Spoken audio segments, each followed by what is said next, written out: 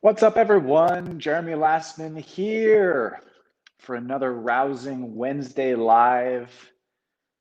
Lovely, lovely topic. Lovely, lovely day today, actually. It's nice to be with you. I am hosting this on the Conscious Leadership Network, but it is also on my Facebook page. The Conscious Leadership Network is a really cool place, a new space of the party vibe, a new space of movements and experiences and role models of a more conscious humanity. And specifically for me, a place for my movement on helping humanity to realize their superpower, superpowering humanity. So if this is your first time meeting me on digital virtual space, my name is Jeremy LASMAN. I am a former SpaceX technologist. I'm a graduate of Chapman University. I am a huge professional wrestling fan, and I help people with my invention of imagination technology, which aims to help others not be victimized by their mind. My initial aim was, if I were to go back to my 8-year-old self and give him a manual for how to use the imagination, that was the core inspiration for the things that it would later become even bigger than I could have ever imagined. But really a new approach, an innovative solution to suffering and struggle and a lot of the things in the survival of the fittest operating system that I really didn't resonate with and rebelled against. And the things I wanted to share with that and my work and research with which connects to the topic today, becoming my own test subject.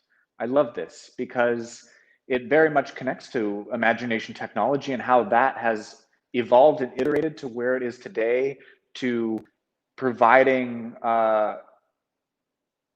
people from all types of passions a way to heal themselves, a way to facilitate a freedom beyond what the physical reality says, and then the on ramp and place of mastery in terms of conscious evolution, conscious soul evolution beyond the limits of survival.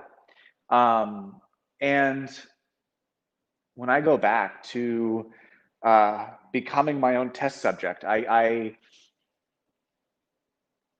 slow down and really connect with this only child, this introverted, shy, lone wolf who really was a loner to a lot of the traditional things growing up.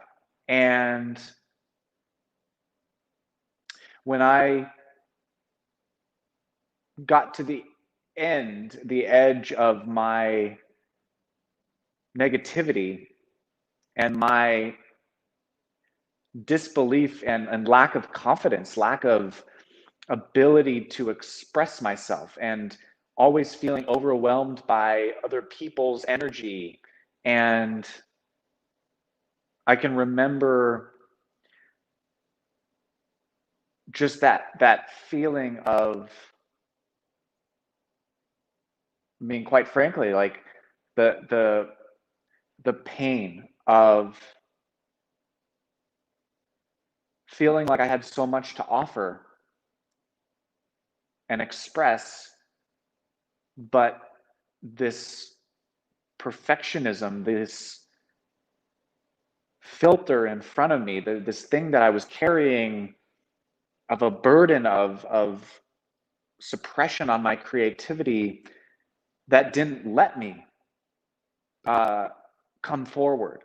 It didn't let me become visible. It didn't let me voice the ideas, the disruption, the rebellion that was stirring within me so deeply.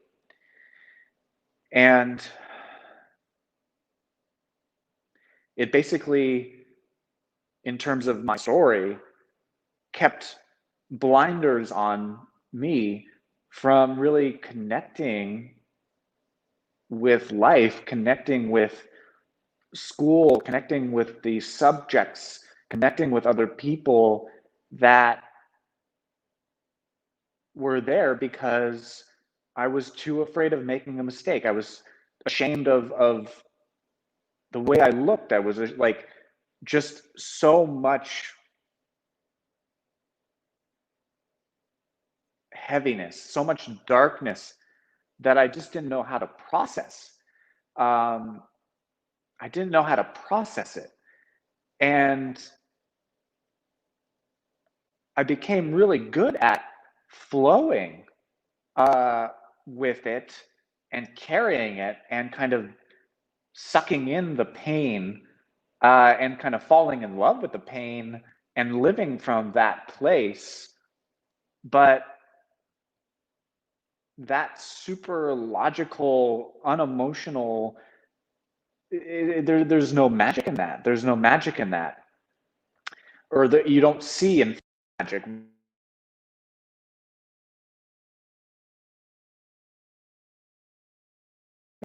Of being real, and not just pleasing other people and feigning that smile and being what other people think that you want to be, right? And when I was about 21 or 22, that's when I had enough, and I made that decision. I committed to what I would call back then fixing myself, but what I would later discover as realizing my wholeness that was never really broken. And that if I can offer one thing, is such a game changer.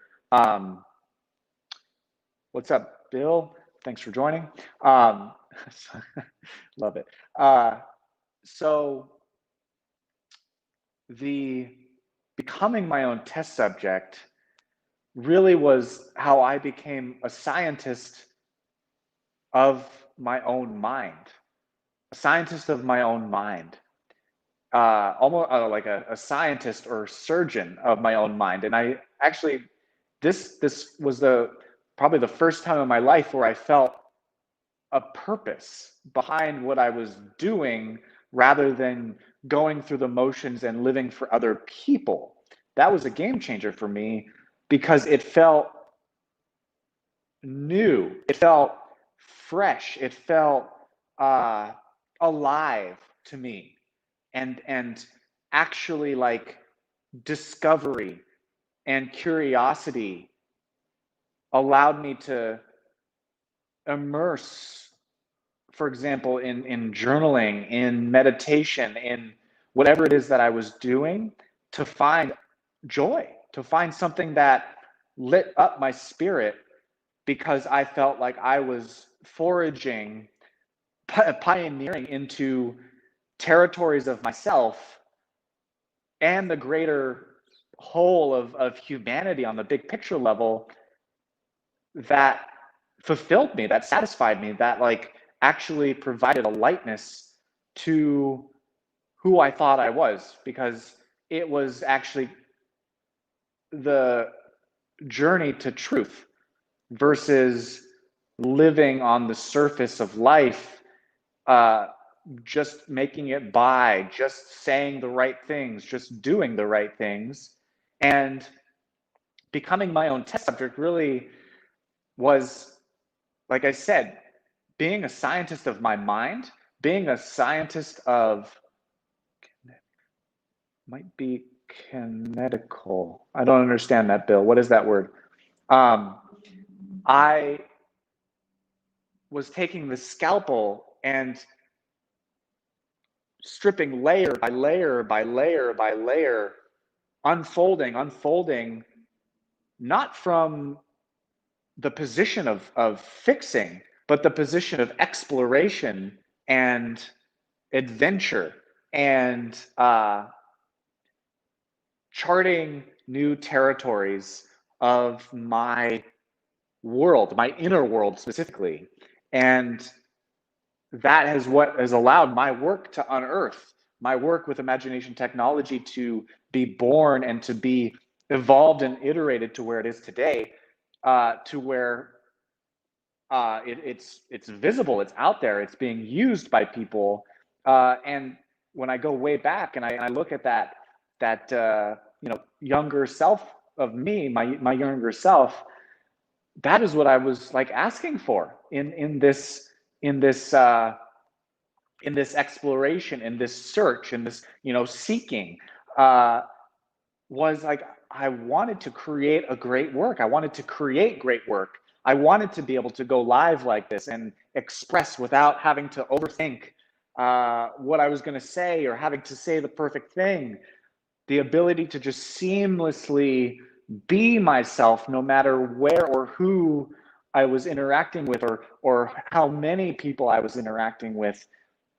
That was the innocence that I was really after, clearing all the words away and all the complexities. This is it. The realizations, the insights, the magic. And so if I can just like hopefully transmit the fun and the passion that is for you, like what is that thing that lights you up, that maybe you're not going into the risky territories of your dream, of your psyche, of your memories, of your inner complexities to discover? Because that's where the gold is when you can actually face those fears, face those challenging aspects of your imperfections, and instead of trying to fix them from the place of they're not good enough, it's like, how can you be a test subject for the transformation of these things as the gifts that they really are? And that seems like an amazing place to close out. I invite you to check out Imagination Technology. The link is below. It is a part of the Conscious Leadership Network, a really fun collaborative space of real conscious dialogue, of raw, vulnerable, and world changing shit. If you haven't already, if this video resonated, like, share. If you're on YouTube, subscribe to this page for more and to be updated on new videos. And it's been fun. I will see you next Wednesday for another live. See you guys later.